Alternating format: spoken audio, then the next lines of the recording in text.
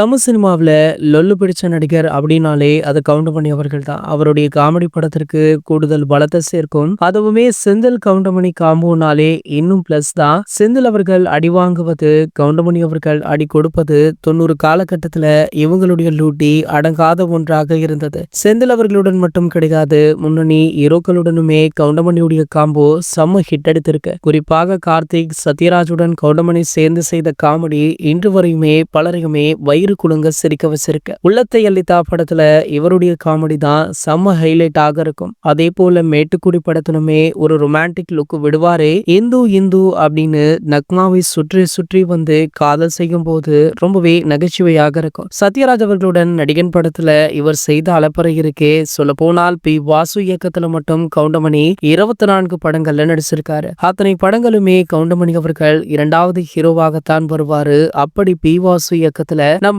கவுண்டமணி அவர்கள் நடித்த ஒரு படம் தான் மன்னன். Rajini sir hero, Vijayashanti heroine. அதுல தியேட்டர்ல ரஜினி சாரும் கவுண்டமணியுமே ஓடி ஒளிந்து கொள்ளும் போது விஜயசாந்தியிடம் மாட்டிக்கொள்வாங்க. அதனை சமாளிக்க கவுண்டமணியுடைய ரியாக்ஷன் மிகவும் ரசிக்க வச்சிருக்கும். அதே போல தொழிலாளர்களுக்காக உண்ணாவிரதமுமே இருப்பாங்க. அதுல ஏன்பா இந்த டீ கடை பன்னு கடை இருக்கிற இடமா பார்த்து உண்ணாவிரதம் இருக்கக்கூடாதா, நான் வீட்டுல போய் இருந்துக்கிறேன் பசியால, அந்த கவுண்டரை அடிச்சிருப்பாரு நம்ம கவுண்டமணி அவர்கள். இந்த சீன் மட்டுமே 19 டேக் போயிருக்கா அப்படின்னு பிவாஸ் அவர்கள் சமீபத்துல சொல்லிருக்காரு. காரணம், கவுண்டமணி அவர்கள் அசால்ட்டாக பேசிட்டாராம். ஆனால் ரஜினி சாரால சிரிப்பா அடக்கவே முடியலையா. ஒவ்வொரு டேக்கிலுமே சிரிச்சிருக்காரு. பின்னர் பிவாசு அவர்களை அழைத்து ரஜினி அவர்கள் இந்த சீனை என்னையும் கவுண்டமணி அவர்களையுமே தனித்தனியாக எடுங்க, என்னால அவர் முகத்தை பார்க்கும்போது சிரிப்பா அடக்கவே முடியல அப்படின்னு சொல்லிருக்காரு. சோ ரஜினி சாரே 19 டேக் எடுத்திருக்கார் அப்படின்ற ஒரு மிகப்பெரிய விஷயத்த பி வாசு அவர்கள் சமீபத்திய மேடை ஒன்றில்